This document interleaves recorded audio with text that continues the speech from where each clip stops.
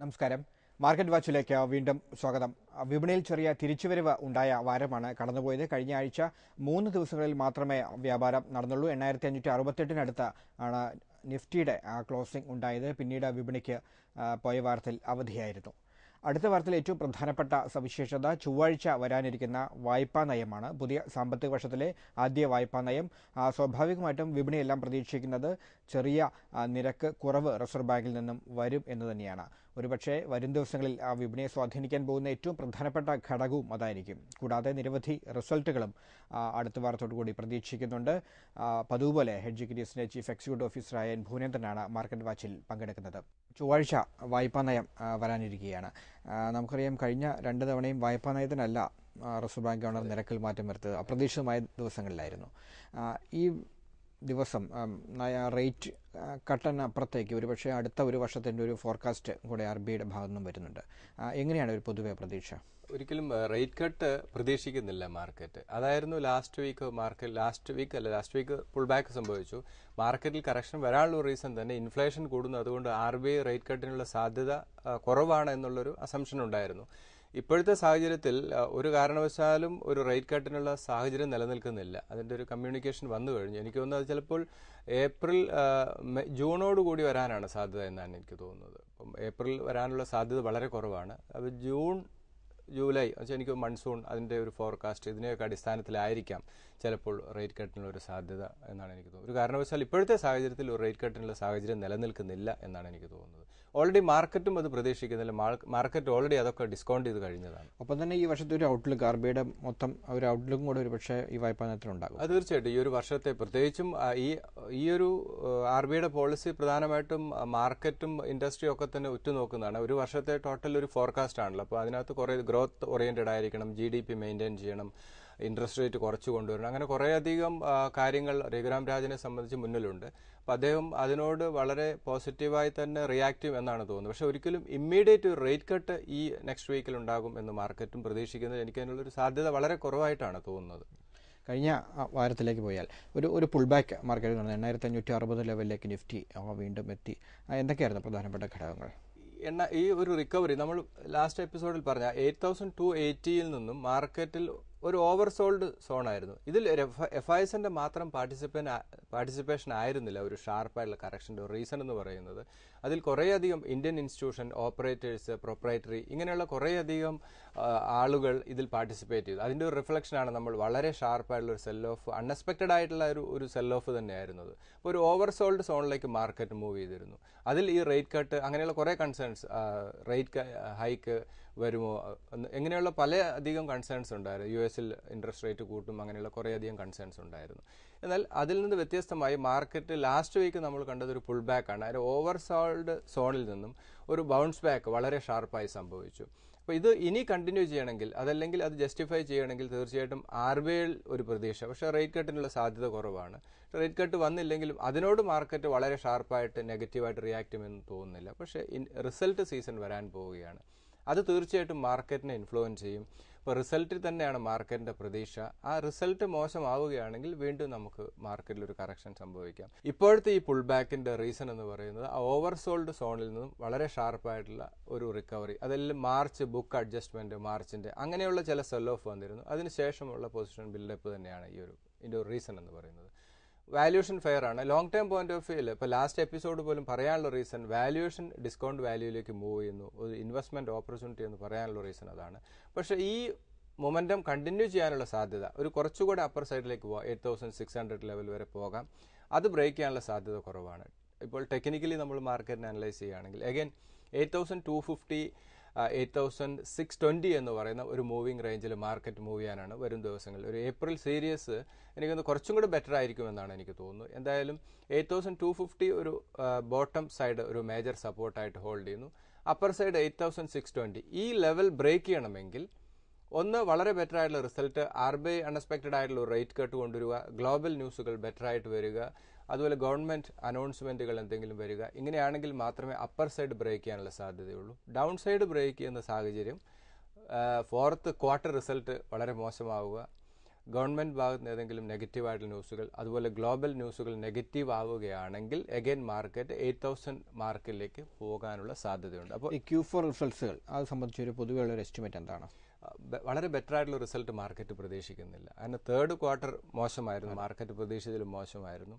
അതിൻ്റെ ഒരു റിഫ്ലക്ഷൻ തന്നെ ആയിരിക്കാം ഫോർത്ത് ക്വാർട്ടറും. എനിക്കൊന്ന് ജൂൺ ഫസ്റ്റ് ക്വാർട്ടർ മുതലേ ഈ റേറ്റ് കട്ടിൻ്റെയും ഗവൺമെൻറ് പോളിസി അതിൻ്റെ ഒരു റിഫ്ലക്ഷൻ ചെറിയ രീതിയിലെങ്കിലും എക്കണോമിയിൽ കണ്ടു തുടങ്ങണമെങ്കിൽ ഇനി അനതൊരു 3 months കൂടി നമ്മൾ വെയിറ്റ് ചെയ്യേണ്ടതായിട്ട് വരും. ഈ ഒരു ഫോർത്ത് ക്വാർട്ടർ അങ്ങനെ വളരെ ബെറ്റർ ആയിട്ടുള്ള റിസൾട്ടൊന്നും പ്രതീക്ഷിക്കുന്നില്ല. പക്ഷേ അൺഎക്സ്പെക്റ്റഡ് ആയിട്ടുള്ള ഒരു ബെറ്റർ റിസൾട്ട് വരികയാണെങ്കിൽ അതായിരിക്കാം മാർക്കറ്റിൻ്റെ അടുത്തൊരു എനർജി, 8,620 ബ്രേക്ക് ചെയ്യുന്ന ഒരു എനർജി എന്ന് പറയുന്നത് ചിലപ്പോൾ അതായിരിക്കാം. അതല്ലാത്ത സാഹചര്യത്തിൽ ഇതൊന്നും ബെറ്ററുള്ള ഒരു നോർമൽ ആസ് യൂഷ്വൽ പോവുകയാണെങ്കിൽ ഒരു നിഫ്റ്റിയുടെ മൂവിംഗ് റേഞ്ച് എന്ന് പറയുന്നത് 8,250, 8,620 എന്ന് പറയുന്ന ലെവലിൽ മൂവ് ചെയ്യാനാണ് സാധ്യത കൂടുതൽ കാണുന്നത്. മാർക്കറ്റ് വാച്ചിൽ ഈ ലക്കം ലഭിച്ച കത്തുകളിലേക്ക് പോകാം. രമ അയ്യരുടെ മെയിലാണ് ഏറ്റവും ആദ്യം. ഷാസൻ ഫാർമ, ഒപ്പം തന്നെ MCX, ഈ 2 സ്റ്റോക്കുകളെ കുറിച്ചാണ് രമ അയ്യർക്ക് അറിയേണ്ടത്. 2 സ്റ്റോക്കും ആക്റ്റീവ് ഫാർമസ്യൂട്ടിക്കൽ ഇൻഗ്രീഡിയൻസിലാണ് പ്രധാനമായിട്ട് ഷാസൻ ഫാർമ ഫോക്കസ് ചെയ്യുന്നത്. ഫണ്ടമെന്റലി സൗണ്ട് ആണ്. വാല്യുവേഷൻ കുറച്ചൊരു ഹയർ വാല്യൂവിലാണ് മൂവ് ചെയ്യുന്നത്. 340 ലെവൽ ആ ഒരു ഫെയർ വാല്യൂവിലാണ്. ഈവൻ ഫാർമ സെക്ടറൊക്കെ തന്നെ ഇപ്പോഴത്തെ രീതിയിൽ ഒരു ബൈ അഡ്വൈസബിൾ അല്ല. ഇൻവെസ്റ്റേഴ്സ് കുറച്ച് കെയർഫുൾ ആയിരിക്കുന്നതായിരിക്കും നല്ലത്. ഇപ്പോഴത്തെ മാർക്കറ്റ് അതിൻ്റെ മൂവ്മെൻറ്റ് നമ്മൾ സ്റ്റഡി ചെയ്യുമ്പോൾ ഫാർമ മാത്രമാണ് കുറച്ചൊരു ഹയർ വാല്യൂവിൽ പോകുന്നത്. അപ്പോൾ ഫ്രഷ് ഇൻവെസ്റ്റ്മെൻറ്റ് ഒരിക്കലും ഇപ്പോഴത്തെ സാഹചര്യത്തിൽ ഫാർമയിൽ അഡ്വൈസബിൾ അല്ല. അതുപോലെ IT സെക്ടറും കുറച്ചുകൂടെ പേഷ്യൻസ് കാണിക്കുന്നതായിരിക്കുന്നത്. ഷാസൻ ഫാർമ 340 ആൻഡ് 310 2 സപ്പോർട്ട് ലെവലാണ്. Fundamentally pharma stock fundamentally sound ആണ്. 310 ലെവലിലേക്ക് വരികയാണെങ്കിൽ ഈ സ്റ്റോക്ക് ഒരു ഫെയർ വാല്യൂവിലേക്ക് മൂവ് ചെയ്യും. അതൊരു ബൈയിങ് റേഞ്ച് ആയിട്ട് ഇൻവെസ്റ്റേഴ്സ് കൺസിഡർ ചെയ്യാം. 420 സ്റ്റോക്കിൽ ഇമ്മീഡിയറ്റ് വരാവുന്ന ഒരു റെസിസ്റ്റൻസ് ആണ്. ദെൻ MCX ഫണ്ടമെന്റലി സൗണ്ട് ആണ്. പുതിയ management long time point of view എനിക്കൊന്നൊരു 6 മാസം മുമ്പ് തന്നെ മാർക്കറ്റ് വാച്ച് സ്റ്റോക്കിൽ റെക്കമെൻഡേഷൻസ് നടത്തിയാണ്. അഗൈൻ 1000 ആണ് സ്റ്റോക്കിൽ ഇമ്മീഡിയറ്റ് വരാവുന്ന ഒരു സപ്പോർട്ട് സോൺ. ദെൻ 920 ആയിരിക്കാം റീറ്റെയിൽ ഇൻവെസ്റ്റേഴ്സിന് ഒരു എൻട്രി പോയിന്റ് ആയിട്ട് കൺസിഡർ ചെയ്യാൻ പറ്റിയ ഒരു ഫെയർ വാല്യൂ എന്ന് പറയുന്ന MCXനെ സംബന്ധിച്ച് 920 ആണ്. ആ ഒരു ലെവൽ ഇൻവെസ്റ്റ്മെന്റിന് തീർച്ചയായിട്ടും പരിഗണിക്കുക. 1300 ആണ് സ്റ്റോക്കിൽ മേജറായി വരാവുന്ന ഒരു റെസിസ്റ്റൻസ് ആണ്. ആ ഒരു ലെവൽ ലോവർ ലെവൽ ഇൻവെസ്റ്റ് ചെയ്ത നിക്ഷേപകരൊക്കെ തന്നെ 1300 ലെവൽ ഒരു പ്രോഫിറ്റ് ബുക്കിംഗ് ലെവലായിട്ട് കൺസിഡർ ചെയ്യുന്നതായിരിക്കും. ഇതിൽ ഷാസൻ ഫാർമ ഫണ്ടമെന്റലി സൗണ്ട് ആണ്. വാല്യുവേഷൻ കുറച്ചൊരു ഹയർ വാല്യൂ ആണ്. 310 ലെവൽ വരികയാണെങ്കിൽ മാത്രം ഇൻവെസ്റ്റ്മെന്റിന് പരിഗണിക്കുക. അതല്ലെങ്കിൽ 340 ലെവൽ വളരെ ക്ലോസ് ആയി വാച്ച് ചെയ്ത് അവിടെ ട്രേഡ് സ്റ്റെബിലൈസ് ചെയ്യുന്നുണ്ടെങ്കിൽ ഒരു ബൈ ഇനീഷ്യേറ്റ് ചെയ്യുക. അതല്ലാത്ത സാഹചര്യത്തിൽ 310ലേക്ക് പോകാനുള്ള സാധ്യതയുണ്ട്. ഓവറോൾ ഫാർമ സെക്ടറൊക്കെ തന്നെ വാല്യുവേഷൻ കുറച്ച് ഹയർ വാല്യൂവിലാണ് മൂവ് ചെയ്യുന്നത്. ഒരു കോഷ്യസ് അപ്രോച്ച് ആയിരിക്കാം. അപ്പോൾ റിസ്ക് എടുക്കുന്നവരെ സംബന്ധിച്ച് ചിലപ്പോൾ മൊമെന്റം പോസിറ്റീവാണ്, പക്ഷേ വാല്യൂ പിക്ക് എന്നുള്ള രീതിയിൽ ഫാർമ സെക്ടർ ഒരിക്കലും കൺസിഡർ ചെയ്യാൻ പറ്റില്ല. അതുകൊണ്ടാണ് ഞാൻ അങ്ങനെ ഒരു വാർണിംഗ് തരാനുള്ള reason. Then MCX fundamentally sound ആണ്. ഇൻവെസ്റ്റ്മെന്റിന് പരിഗണിക്കുക. ഒരു ഫെയർ വാല്യൂ 920 ലെവൽ വരികയാണെങ്കിൽ അത് ഇൻവെസ്റ്റ്മെന്റിന് പരിഗണിക്കാം. മാർക്കറ്റ് വാച്ചിൽ ഇനിയൊരു ഇടവേള. മാർക്കറ്റ് വാച്ചിലേക്ക് വീണ്ടും സ്വാഗതം. അടുത്ത കഥയിലേക്ക് പോകാം. മാത്യൂസിൻ്റെ മെയിലാണ്. അദ്ദേഹത്തിന് പ്രധാനമായിട്ടും അറിയേണ്ടത് RS സോഫ്റ്റ്വെയർ ആണ്, അതിൻ്റെ പ്രൊമോട്ടേഴ്സ്, ഒപ്പം തന്നെ ഈ സ്റ്റോക്കിൻ്റെ ഒരു ലോങ് ടേം സാധ്യതകളെക്കുറിച്ചും ശ്രീ മാത്യൂസ് ചോദിക്കുന്നു. RS സോഫ്റ്റ്വെയർ ഫണ്ടമെന്റലി സൗണ്ട് ആണ്. പ്രൊമോട്ടേഴ്സ് വളരെ സൗണ്ടായിട്ടുള്ള പ്രൊമോട്ടേഴ്സ് പ്രോഫിറ്റ് പോസ്റ്റ് ചെയ്യുന്ന കമ്പനിയാണ്.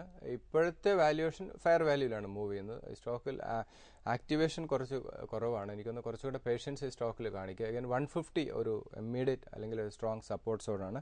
അത് ബ്രേക്ക് ചെയ്യുകയാണെങ്കിൽ 134 2 ലെവൽ അദ്ദേഹത്തിന് ഇൻവെസ്റ്റ്മെന്റിന് പരിഗണിക്കാം. കുറച്ചുകൂടെ പേഷ്യൻസ് ഈ സ്റ്റോക്കിൽ കാണിക്കുന്നു. മാർക്കറ്റിൽ ഒരു റിയൽ റൈഡ് വരികയാണെങ്കിൽ മാത്രമേ ഈ സ്റ്റോക്കിൽ അതിനകത്തൊരു പെർഫോമൻസ് കാണാൻ സാധിക്കുകയുള്ളൂ. എന്തായാലും 150 ആൻഡ് 134 രണ്ട് സപ്പോർട്ട് ലെവലാണ്. 250 സ്റ്റോക്കിൽ ഒരു മൊമെന്റം വളരെ പോസിറ്റീവായിട്ട് മൂവ് ചെയ്യുകയാണെങ്കിൽ സ്റ്റോക്ക് കുറച്ചുകൂടെ അപ്പർ സൈഡിലേക്ക് പോകാനുള്ള സാധ്യതയുണ്ട്. അദ്ദേഹം ഇൻവെസ്റ്റ്മെന്റിന് ഓരോ കറക്ഷനും ഈ സ്റ്റോക്ക് ഇൻവെസ്റ്റ്മെന്റിന് പരിഗണിക്കുക. മാനേജ്മെന്റ് വളരെ ക്ലാരിറ്റിയുള്ള മാനേജ്മെന്റ് ആണ്. തീർച്ചയായിട്ടും ആ സ്റ്റോക്ക് ഇൻവെസ്റ്റ്മെന്റിന് പരിഗണിക്കുക. അടുത്ത കത്തിലേക്ക് പോകാം. ശ്രീ തോമസ് ജോണിന്റെ കത്താണ്. അദ്ദേഹത്തിന് അറിയേണ്ടത് L&T ഫിനാൻസിനെ കുറിച്ചാണ്. അദ്ദേഹത്തിന് കൈവശം 2000-ഓളം സ്റ്റോക്ക് ഉണ്ട്. ഈ സ്റ്റോക്ക് വാങ്ങിയ ശേഷം വലിയ നേട്ടം അദ്ദേഹത്തിന് ഉണ്ടായില്ല. സെൻസെക്സ് വലിയ തോതിൽ ഉയർന്നുവെങ്കിലും ഈ സ്റ്റോക്കിൽ കാര്യമായ നേട്ടം അദ്ദേഹത്തിന് ഉണ്ടാക്കാൻ കഴിഞ്ഞില്ല എന്ന് പറയുന്നു. ഒപ്പം തന്നെ L&T ഫിനാൻസിൻ്റെ മറ്റ് സാധ്യതകൾ, ഇതിൻ്റെ ഗ്രോത്ത് സാധ്യതകളും കൂടി അദ്ദേഹം ചോദിക്കുന്നുണ്ട്. അദ്ദേഹത്തിൻ്റെ ഇൻവെസ്റ്റ്മെന്റ് ഒരു സിംഗിൾ സ്റ്റോക്കിലായി എന്നുള്ളതാണ് അതിനകത്ത് ഒരു നെഗറ്റീവ് എന്ന് പറയുന്നത്. ഒരിക്കലും ഒരു സെക്ടർ നമ്മൾ ഒരു വലിയ ഒരു NBFC ലൈസൻസ്, ആ ലൈസൻസ് വരുന്നതോടുകൂടി വളരെ ഒരു അപ്പ് മൂവ് ഈ സ്റ്റോക്കിൽ പ്രതീക്ഷിക്കാം. പുതിയ NBFC ലൈസൻസ് ഒരു സമയത്ത് വളരെ ഹോട്ടായിട്ടുള്ളൊരു സബ്ജക്റ്റ് ആയിരുന്നു. പുതിയ NBFC ലൈസൻസ് കിട്ടുന്ന കമ്പനികൾ, അതിനകത്ത് കുറേ ഓപ്പറേറ്റേഴ്സ് അതിലേക്ക് ഫോക്കസ് ചെയ്ത് അതിൽപ്പെട്ട ഒരു കമ്പനിയായിരുന്നു L&T ഫൈനാൻസ്. ബാക്ക്ഗ്രൗണ്ട് വളരെ സേഫാണ്. ഫണ്ടമെൻ്റലിയും ഈ സ്റ്റോക്ക് സൗണ്ടാണ്. ഈവൻ ലാസ്റ്റ് ക്വാർട്ടർ റിസൾട്ടും ബെറ്റർ ആയിരുന്നു. പക്ഷേ സ്റ്റോക്കിൽ ഒരു മൊമെൻറ്റം വളരെ സ്ലോ ആണ്. ഒരു ലോ ബീറ്റ രീതിയിലാണ് സ്റ്റോക്ക് മൂവ് ചെയ്യുന്നത്. കുറച്ചുകൂടെ പേഷ്യൻസ് കാണിക്കുക. ഇൻവെസ്റ്റേഴ്സിന് ഇതൊക്കെ ഒരു എക്സാമ്പിളാണ്. കാരണം ഒരു കാരണവശാലും ഒരു സിംഗിൾ സ്റ്റോക്കിൽ ഇൻവെസ്റ്റ്മെൻറ്റ് എത്ര വലിയ ടിപ്പാണെങ്കിലും ഇൻവെസ്റ്റ്മെൻറ്റ് അഡ്വൈസബിൾ അല്ല. കാരണം ഈ സ്റ്റോക്കിൽ L&T ഫൈനാൻസിൽ കുറച്ചുകൂടെ പേഷ്യൻസ് കാണിക്കുക. ഇപ്പോൾ നമുക്കറിയാം 5500 5600 നിന്ന ലെവലിൽ തന്നെയാണ് ഇപ്പോഴും ഈ 8500 നിഫ്റ്റി നിൽക്കുമ്പോഴും ഈ സ്റ്റോക്കിൻ്റെ പ്രൈസ് ഡൗൺ സൈഡിലേക്കാണ് പോയത്. അപ്പോൾ അദ്ദേഹം കുറച്ചുകൂടെ പേഷ്യൻസ് കാണിക്കുക. എഗെയിൻ 60 and 52 രണ്ട് സപ്പോർട്ട് ലെവലാണ്. 52 ലെവലിലേക്ക് വരാനുള്ള സാധ്യത കുറവാണ്. എന്നാലും 60 ഒരു സേഫ് ആയിട്ടുള്ള ഒരു എൻട്രി പോയിന്റ് തന്നെയാണ്. ഈ സ്റ്റോക്ക് ഹോൾഡ് ചെയ്യുക എന്നുള്ള സ്ട്രാറ്റജി തന്നെയാണ് നല്ലത്. ഒരു റിക്കവറി സംഭവിക്കുകയാണെങ്കിൽ, ഇപ്പോൾ ഓവറോൾ എല്ലാ കാര്യങ്ങളും ബെറ്ററായി വരികയാണെങ്കിൽ ഈ സ്റ്റോക്കിലൊക്കെ തന്നെ ഒരു മൂവ് ഉണ്ടാകാം. അങ്ങനെ ഒരു സാഹചര്യം 85-90 ലെവലിലേക്ക് ഈ സ്റ്റോക്ക് വരികയാണെങ്കിൽ അതിൽ ഒരു അറ്റ്ലീസ്റ്റ് ഒരു 50-60% സെൽ ഓഫ് ചെയ്ത് മറ്റ് ബാങ്കിങ് സെക്ടർ അതുപോലെ ഓട്ടോമൊബൈൽ സെക്ടറിലേക്ക് ഫോക്കസ് പോകുന്നത് തീർച്ചയായിട്ടും നന്നായിരിക്കും. 75 ആണ് സ്റ്റോക്കിൽ ഇമ്മീഡിയറ്റ് വരാവുന്ന റെസിസ്റ്റൻസ്. ഇതെല്ലാ നിക്ഷേപകർക്കും ഒരു എക്സാമ്പിളാണ്. കാരണം ഒരു സിംഗിൾ സ്റ്റോക്കിൽ ഇൻവെസ്റ്റ്മെൻറ്റ് അഡ്വൈസബിൾ അല്ല. 2-3 സെക്ടർ 2-3 സ്റ്റോക്ക് ആ രീതിയിലുള്ള ഇൻവെസ്റ്റ്മെൻ്റ് ആയിരിക്കും. ഒരു പോർട്ട്ഫോളിയോ ബിൽഡ് ചെയ്യുമ്പോൾ നമ്മളൊരു 4-5 സെക്ടർ, അതിൽ തന്നെ ഹയർ ലോവർ വാല്യൂ ഉള്ള 2-3 സ്റ്റോക്കുകൾ, അങ്ങനെ തന്നെ ഒരു പോർട്ട്ഫോളിയോ ബിൽഡ് ചെയ്യുന്നതായിരിക്കും നല്ലത്. അതല്ലെങ്കിൽ സ്റ്റോക്ക് മാർക്കറ്റിനെ സംബന്ധിച്ച് വലിയ റിസ്ക് ആയിരിക്കും. വളരെയധികം ടിപ്പും വളരെയധികം ഹോട്ടായി നിൽക്കുന്ന സ്റ്റോക്ക് ചിലപ്പോൾ ആഫ്റ്റർ 1 മന്ത് വീണ്ടും ആ ഡൗൺ സൈഡിലേക്ക് പോകുന്ന നമ്മൾ പലപ്പോഴും അത് എത്രയോ എക്സ്പീരിയൻസ് ചെയ്തതാണ്. അപ്പോൾ അതുകൊണ്ട് ഇൻവെസ്റ്റേഴ്സ് വളരെ കെയർഫുൾ ആയിരിക്കുക. ഇങ്ങനെയുള്ള സ്റ്റോക്ക് സെലക്ട് ചെയ്യുമ്പോൾ വളരെ കെയർഫുൾ ആയിരിക്കണം. ഒരിക്കലും എത്ര വലിയ ടിപ്പാണെങ്കിലും എത്ര വലിയ ഹോട്ട് സ്റ്റോക്ക് ആണെങ്കിലും അങ്ങനെ ഒരു സിംഗിൾ സ്റ്റോക്കിൽ ഇൻവെസ്റ്റ്മെൻറ്റ് അഡ്വൈസബിൾ അല്ല. മാർക്കറ്റ് വളരെ ഒരു ഫാളിന് ശേഷം ഒരു ചെറിയൊരു റിക്കവറിയിലാണ് ഇപ്പോൾ നിൽക്കുന്നത്. തീർച്ചയായിട്ടും നമ്മൾ നേരത്തെ സൂചിപ്പിച്ച പോലെ അടുത്ത ആഴ്ചത്തെ പ്രധാനപ്പെട്ട ചില ഘടകങ്ങൾ വിപണിയെ സ്വാധീനിക്കുന്നതുമുണ്ട്. ഈ സമയത്ത് ഒരു ഇൻവെസ്റ്റ്മെൻറ്റ് സാധ്യതയ്ക്കുള്ള ചില സ്റ്റോക്കുകൾ ആ രീതിയിൽ നമുക്ക് നിർദ്ദേശിക്കാൻ കഴിയുമോ? തീർച്ചയായിട്ടും. ഒരു വാല്യുവേഷൻ വളരെ ഫെയർ വാല്യൂവിൽ നിൽക്കുന്ന എത്രയോ അനവധി സ്റ്റോക്കുകൾ ഇപ്പോഴും അവൈലബിൾ ആണ്. പക്ഷേ ഒരിക്കലും ഷോർട്ട് ടൈം 1 മന്ത് 2 മന്ത് എന്നുള്ള ഒരു ടൈം ഫ്രെയിമിൽ ഇൻവെസ്റ്റ്മെൻറ്റ് അഡ്വൈസബിൾ അല്ല. കാരണം കുറേയധികം ഒന്ന് RBI, 2 ഗവൺമെൻറ് എടുക്കുന്ന ഡിസിഷൻ, ഗ്ലോബലി നിലനിൽക്കുന്ന പ്രശ്നങ്ങൾ, അതുപോലെയാണ് ഈ 4th ക്വാർട്ടർ റിസൾട്ട്. അപ്പോൾ ഇതൊക്കെ നെഗറ്റീവ് ആവുകയാണെങ്കിൽ വീണ്ടും മാർക്കറ്റ് ഒരു 8000ലേക്ക് പോകാം. 8250 ഞാൻ പറയാം, 8000ലേക്ക് പോകാം. പക്ഷെ അങ്ങനെ 2 സ്റ്റേജ് ആയിട്ടുള്ള ഒരു ഇൻവെസ്റ്റ്മെൻറ്റ് അഡ്വൈസബിൾ ആയിരിക്കാം. ഇപ്പോൾ കറണ്ട് ലെവലിൽ നമ്മൾ ഡൗൺ സൈഡ് റിസ്ക് എന്ന് ചോദിച്ചാൽ മാർക്കറ്റിൻ്റെ എനിക്ക് തോന്നുന്നു ഒരു 10-12% ആണ്. ഏറ്റവും മോശം സിറ്റുവേഷൻ വന്നാൽ വളരെ ഡൗൺ സൈഡ് റിസ്ക് കുറവാണ്. പക്ഷെ അപ്പർ സൈഡ് എന്ന് പറയുന്നത് അൺലിമിറ്റഡ് ആണ്. ഇൻവെസ്റ്റേഴ്സ് മനസ്സിലാക്കേണ്ട ഒരു കാര്യം, മാർക്കറ്റ് വാച്ചിലൊക്കെ തന്നെ എപ്പോഴും പറയുന്നതാണ്, ഇപ്പോഴത്തെ ഇന്ത്യൻ പൊളിറ്റിക്കൽ എക്കണോമിക് സിറ്റുവേഷൻ നമ്മൾ ഈവൻ ഗ്ലോബലി തന്നെ സിറ്റുവേഷൻ അനലൈസ് ചെയ്യുമ്പോൾ മാർക്കറ്റിനെ സംബന്ധിച്ച് ഡൗൺ സൈഡ് റിസ്ക് കുറവാണെന്ന് ഇൻവെസ്റ്റേഴ്സ് മനസ്സിലാക്കുക. അതുകൊണ്ട് 1-2 സ്റ്റേജ് ആയിട്ട് നല്ല സ്റ്റോക്കുകൾ ഇൻവെസ്റ്റ്മെൻറ്റിന് പരിഗണിക്കുക. അതിൽ നമ്മൾ എപ്പോഴും ഫെമിലിയർ ആയിട്ടുള്ള സ്റ്റോക്കുകളിലേക്ക് ഫോക്കസ് പോകുന്നതായിരിക്കും നല്ലത്. ബാങ്കിങ് ആണെങ്കിൽ സ്റ്റേറ്റ് ബാങ്ക് ഓഫ് ഇന്ത്യ ഒരു നല്ല ബെറ്റ് തന്നെയാണ്. State bank of India. പക്ഷേ ഞാനിപ്പോൾ state bank of India recommend ചെയ്യുമ്പോഴും NPA കൺസേൺ ഇപ്പോഴും നിലനിൽക്കുക. സ്റ്റേറ്റ് ബാങ്കിലുണ്ട്, PNBയിലുണ്ട്, അങ്ങനെയുള്ള പബ്ലിക് സെക്ടർ ബാങ്കുകളിലൊക്കെ തന്നെയുണ്ട്. പ്രൈവറ്റ് സെക്ടർ ബാങ്കിൽ കമ്പാരിറ്റീവ്ലി കുറവാണ്. അതുകൊണ്ട് അതിൻ്റെ വാല്യുവേഷൻ വളരെ ഹയർ വാല്യൂ ആണ്. ഇപ്പോൾ സ്റ്റേറ്റ് ബാങ്ക് ഓഫ് ഇന്ത്യയും ആക്സിസും കമ്പയർ ചെയ്യുമ്പോൾ സ്റ്റേറ്റ് ബാങ്ക് ഓഫ് ഇന്ത്യയുടെ വാല്യുവേഷൻ വളരെ ഡിസ്കൗണ്ട് അതിൽ ഫെയർ വാല്യൂലാണ്. ആക്സിസ് ബാങ്കോ ഇൻഡസ്ഇൻഡ് ബാങ്കോ നോക്കുമ്പോൾ കുറച്ചൊരു ഹയർ വാല്യൂലാണ്. പക്ഷേ വീണ്ടും അപ്പർ സൈഡിലേക്ക് പോകാനുള്ള സാധ്യത കൂടുതൽ ആക്സിസ് ബാങ്കിലും ICICI ബാങ്കിലും ഒക്കെ തന്നെയാണ്, ഇൻഡസ്ഇൻഡ് ബാങ്കിലും ഒക്കെ തന്നെയാണ് കാണുന്നത്. അപ്പോൾ ആക്സിസ് ബാങ്ക് ഇൻവെസ്റ്റ്മെൻറ്റിന് പരിഗണിക്കാം, ICICI ബാങ്ക് പരിഗണിക്കാം, ഇൻഡസ്ഇൻഡ് ബാങ്ക്, അതുപോലെ പഞ്ചാബ് നാഷണൽ ബാങ്ക് വളരെ ഡീപ്പ് ഡിസ്കൗണ്ടിലാണ് സ്റ്റോക്കൊക്കെ മൂവ് ചെയ്യുന്നത്. ബാങ്ക് ഓഫ് ബറോഡ ഇൻവെസ്റ്റ്മെൻറ്റിന് പരിഗണിക്കാം. ദെൻ ടാറ്റ മോട്ടോഴ്സ് ഓട്ടോമൊബൈലിലെ ഏറ്റവും നല്ലൊരു സ്റ്റോക്കാണ്. അതുപോലെ തന്നെ മഹീന്ദ്ര ഇൻവെസ്റ്റ്മെൻറ്റിന് പരിഗണിക്കാം. ഓട്ടോമൊബൈലിൽ മാരുതിയുടെ സാധ്യതകളൊപ്പം ഇപ്പോൾ നമ്മൾ കമ്പയർ ചെയ്യുമ്പോൾ ടാറ്റ മോട്ടോഴ്സും അതുപോലെ തന്നെ മഹീന്ദ്രയും കമ്പയർ ചെയ്യുമ്പോൾ എനിക്കൊന്ന് വാല്യുവേഷൻ കുറച്ച് ഹയർ വാല്യൂവിലാണ് മാരുതി ഇടുന്നത്. അപ്പോൾ അതിനകത്ത് കുറച്ചുകൂടെ ഇൻവെസ്റ്റേഴ്സ് പേഷ്യൻസ് കാണിക്കുന്നതായിരിക്കും നല്ലത്. ഒരു കറണ്ട് വാല്യുവേഷനിൽ മാരുതിയിൽ ഒരു ഇൻവെസ്റ്റ്മെൻറ്റ് അഡ്വൈസബിൾ അല്ല. അതേസമയത്ത് ടാറ്റ മോട്ടോഴ്സും മഹീന്ദ്ര ഒരു ഫെയർ വാല്യൂവിലാണ്. അത് ഇൻവെസ്റ്റ്മെൻറ്റിന് പരിഗണിക്കുക. അതുപോലെ ഫാർമ സെക്ടർ ഇപ്പോഴത്തെ വാല്യുവേഷൻ കുറച്ചൊരു ഹയർ വാല്യൂ ആണ്. ഫാർമയിൽ ഇൻവെസ്റ്റ്മെൻറ്റിന് പരിഗണിക്കാവുന്ന ബയോകോൺ ആണ്. നമ്മളെപ്പോഴും റെക്കമെൻഡ് ചെയ്യുന്നതാണ്. ബയോകോൺ ഈ റൈഡിൽ പാർട്ടിസിപ്പേറ്റ് ചെയ്തില്ല, ഫാർമ തന്നെയാണെങ്കിലും. അപ്പോൾ അത് ഇൻവെസ്റ്റ്മെൻറ്റിന് പരിഗണിക്കാം. ഇപ്പോഴത്തെ രീതിയിൽ ഒരു ഫെയർ അല്ലെങ്കിൽ ഡിസ്കൗണ്ട് വാല്യൂവിലാണ് ഇൻവെസ്റ്റേഴ്സിന് ആ സ്റ്റോക്ക് ഇൻവെസ്റ്റ്മെൻറ്റിന് പരിഗണിക്കാവുന്ന ഒരു സ്റ്റോക്കാണ്. ഇതൊക്കെ തന്നെ നല്ല, ഇപ്പോൾ Punjab national bank, state bank of India, axis, ICICI bank, അതുപോലെ L&T ഇൻവെസ്റ്റ്മെൻറ്റിന് പരിഗണിക്കാം. നമ്മൾ ഈ പറഞ്ഞ ബയോകോൺ ഇൻവെസ്റ്റ്മെൻറ്റിന് പരിഗണിക്കാം. അതുപോലെ തന്നെ അഭിലാഷ് ശ്രദ്ധിക്കേണ്ട ഒരു സെക്ടർ എന്ന് പറയുന്നത് മെറ്റൽ സെക്ടറാണ്. അതിൽ ഹിൻഡാൽകോ, അതുപോലെ തന്നെ ടാറ്റ സ്റ്റീൽ, ഇതൊക്കെ തന്നെ വളരെ ഷാർപ്പായിട്ടുള്ള ഡൗൺ സൈഡ് ബ്രേക്ക് ചെയ്ത് പോയ സ്റ്റോക്കാണ്. ചൈനയിൽ ചില റിക്കവറി കാണുന്നുണ്ട്, അത് ഈ സ്റ്റോക്കിലും റിഫ്ലക്റ്റ് ചെയ്യും. അപ്പോൾ ഹിൻഡാൽകോ ഒരു ഡിസ്കൗണ്ട് വാല്യൂവിലാണ്, ഹിൻഡാൽകോ ഇൻവെസ്റ്റ്മെൻറ്റിന് പരിഗണിക്കാം.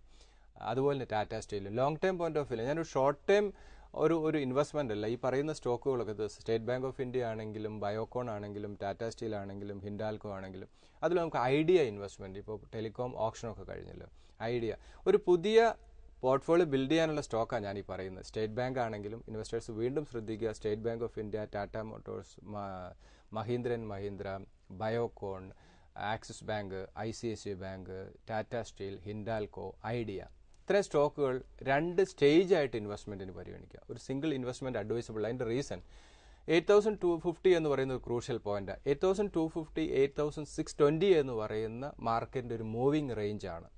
ആ റേഞ്ച് ബ്രേക്ക് ചെയ്യണമെങ്കിൽ നേരത്തെ കുറേയധികം ഘടകങ്ങൾ ഞാൻ പറഞ്ഞു, അത് പോസിറ്റീവോ നെഗറ്റീവോ ആയിട്ട് വരണം. പക്ഷേ ഇത്രത്തോളം ഡീപ്പായിട്ട് ഒരു ഇൻവെസ്റ്റർക്ക് സ്റ്റഡി ചെയ്യാൻ സാധിക്കില്ല. അതുകൊണ്ട് 8,300 ലെവലിലേക്ക് അടുത്തൊരു കറക്ഷനിൽ വീണ്ടും ഈ സ്റ്റോക്കുകൾ ഫസ്റ്റ് സ്റ്റേജ് ഇൻവെസ്റ്റ്മെൻറ്റ് 50% ഇൻവെസ്റ്റ്മെൻറ്റ് നടത്തുക. ദെൻ 8,000 ലെവലിലേക്ക് ഇതൊക്കെ നെഗറ്റീവ് ആവുകയാണെങ്കിൽ 8,000 മാർക്ക് ലെവൽ സെക്കൻഡ് ലെവൽ, അതോടുകൂടി ആ ഒരു ഫോൾ സ്റ്റോപ്പ് ആവും. ദെൻ അപ്പോൾ 100% 8,000 കൂടി ഫുള്ളി ഇൻവെസ്റ്റഡ് ആവുക. ഇൻ കേസ് 8,620 ബ്രേക്ക് ചെയ്ത് എല്ലാം പോസിറ്റീവായി വരികയാണെങ്കിൽ നമ്മൾ ഓൾറെഡി 50% ഇൻവെസ്റ്റഡ് ആണല്ലോ, ക്ലാരിറ്റി കിട്ടി. ദെൻ ആ അനദർ 50% ആ കറണ്ട് ലെവൽ 8,600 പോലും ഇൻവെസ്റ്റ് ചെയ്യാം.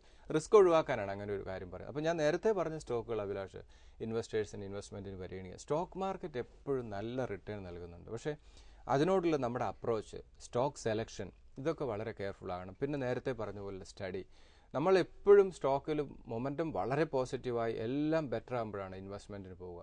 അപ്പോൾ എല്ലാം ബെറ്റർ ആയിരുന്നു 9,000 മാർക്ക് 30,000 വന്നപ്പോൾ. പക്ഷെ അവിടെ നിന്ന് ഷാർപ്പായിട്ട് ചില സ്റ്റോക്കിലൊക്കെ വന്നിരിക്കുന്ന കറക്ഷൻ, ഇവ സ്റ്റേറ്റ് ബാങ്ക്, PNB ഒക്കെ വന്നിരിക്കുന്ന കറക്ഷൻ, അതുപോലെ തന്നെ നമ്മൾ ഓയിൽ മാർക്കറ്റിംഗ് കമ്പനികളും ഇൻവെസ്റ്റ്മെൻറ്റ് പരിഗണിക്കാം. അതുപോലെ തന്നെ റിലയൻസ് കുറച്ച് നെഗറ്റീവാണ്, ഗ്യാസ് പ്രൈസിൻ്റെ കുറവ്, ഇതൊക്കെ അതിനകത്ത് നെഗറ്റീവാണ്. അല്ല ONGC നല്ലൊരു ബൈ ആണ്. അങ്ങനെ എത്രയോ നല്ല സ്റ്റോക്കുകൾ ഇപ്പോഴും അവൈലബിൾ ആണ്. ഇപ്പം നമ്മൾ ശ്രദ്ധിക്കുമ്പോൾ IT, ഫാർമയൊക്കെ മൂവ് ചെയ്യുന്നുണ്ട്. പക്ഷേ ഇതൊരിക്കലും ഈ സ്റ്റോക്കിൻ്റെ മൂവ്മെൻ്റ് എന്ന് പറയുന്നത് ഒരിക്കലും ഈ കമ്പനിയുടെ പെർഫോമൻസിൻ്റെ റിഫ്ലക്ഷൻ അല്ല. ഏത് സ്റ്റോക്കിലേക്കാണോ FISൻ്റെ ഇൻസ്റ്റിറ്റ്യൂഷൻ്റെ അവർ ചില സ്റ്റോക്കുകൾ സെലക്ട് ചെയ്തിരിക്കുകയാണ്, അതിലേക്ക് അവരുടെ ബൈയിങ് ഇൻട്രസ്റ്റ് പോവാണ്. ഡിമാൻഡ് സപ്ലൈ ആണ് മൂവ് ചെയ്യുന്നത്. അപ്പോൾ അതാണ് അതൊരു എപ്പോഴും അത് സക്സസ് ആവുമെന്ന് വിചാരിക്കേണ്ടത്. നമ്മൾ എപ്പോഴും ഇമ്പോർട്ടൻസ് കൊടുക്കുന്നത് ഫണ്ടമെൻ്റലി സൗണ്ട് ആയിട്ടുള്ള സ്റ്റോക്കിലേക്കുള്ള ഇൻവെസ്റ്റ്മെൻറ്റ്. ഏതെങ്കിലും സാഹചര്യത്തിൽ ഈ ഇൻവെസ്റ്റേഴ്സൊക്കെ തന്നെ അല്ലെങ്കിൽ ഈ ഓപ്പറേറ്ററൊക്കെ തന്നെ ഈ സ്റ്റോക്കിലേക്കും വരും. അപ്പോൾ റീറ്റെയിൽ ഇൻവെസ്റ്റേഴ്സ് ഇപ്പോൾ റിട്ടേൺ കിട്ടിയില്ല എന്നോർത്ത് ഒരു ഫിയറൊന്നും അവർക്ക് ആവശ്യമില്ല. അവർ ഫണ്ടമെൻ്റലി സൗണ്ട് ആയിട്ടുള്ള, ഞാൻ നേരത്തെ പറഞ്ഞ സ്റ്റോക്കുകൾ ഒരു 1 year 2 year ടൈം ഫ്രെയിമോട് കൂടി ഇൻവെസ്റ്റ് ചെയ്യുക. ഈ സ്റ്റോക്കൊക്കെ എനിക്കൊന്നൊരു 50-60% ഒരു 1 yearനുള്ളിൽ റിട്ടേൺ നൽകാൻ സാധ്യതയുള്ള സ്റ്റോക്കുകളാണ് ഇതെല്ലാം തന്നെ. ഇത് ഇൻവെസ്റ്റ്മെൻറ്റിന് പരിഗണിക്കുക. കുറച്ചുകൂടെ പേഷ്യൻസ് ആവശ്യമാണ്. ടിപ്സിന് പുറകെയോ സിംഗിൾ സ്റ്റോക്കിലോ ഇൻവെസ്റ്റ് ചെയ്യാതിരിക്കുക എന്നുള്ളതാണ് ഒരു ഇൻവെസ്റ്റർ ശ്രദ്ധിക്കുകയാണ്. ഞാൻ നേരത്തെ പറഞ്ഞ സ്റ്റോക്കൊക്കെ തന്നെ 2 സ്റ്റേജ് ആയിട്ട് ഇൻവെസ്റ്റ്മെൻറ്റിന് പരിഗണിക്കുക. ചൊവ്വാഴ്ചത്തെ വായ്പാ നയവും തുടർന്ന് വരുന്ന റിസൾട്ടുകളുമാണ് വിപണിയെ സ്വാധീനിക്കാൻ പോകുന്ന പ്രധാനപ്പെട്ട ഘടകങ്ങൾ എന്നാണ് നമ്മൾ ചർച്ച ചെയ്തത്. ഏറ്റവും പ്രധാനപ്പെട്ടത് ചൊവ്വാഴ്ചത്തെ വായ്പാ നയം തന്നെയായിരിക്കും. വിപണിയുടെ പ്രതീക്ഷയ്ക്കനുസരിച്ച് RBIക്ക് ഉയരാൻ കഴിയുമോ, നിരക്ക് കുറവ് എത്രത്തോളം ഉണ്ടാക്കും തുടങ്ങിയ ചോദ്യങ്ങൾക്ക് ചൊവ്വാഴ്ചയോടുകൂടി ഉത്തരം ലഭിക്കും. വരും ദിവസങ്ങളിലെ ഏറ്റവും പ്രധാനപ്പെട്ട ട്രിഗറായിരിക്കും ഇത് എന്നാണ് ഹെഡ്ജ് ഇക്വിറ്റീസിന്റെ ചീഫ് എക്സിക്യൂട്ടീവ് ഓഫീസറായ N. ഭുവനേന്ദ്രൻ പറഞ്ഞത്. മാർക്കറ്റ് വാച്ചിന്റെ ഈ ലക്കം അവസാനിക്കുന്നു. വിപണി സംബന്ധിച്ച നിങ്ങളുടെ സംശയങ്ങൾ investment@asiananews.in എന്ന ഇമെയിൽ വിലാസത്തിൽ അറിയിക്കുക. മാർക്കറ്റ് വാച്ചിനി അടുത്തയാഴ്ച ഇതേ ദിവസം ഇതേ സമയം. നമസ്കാരം.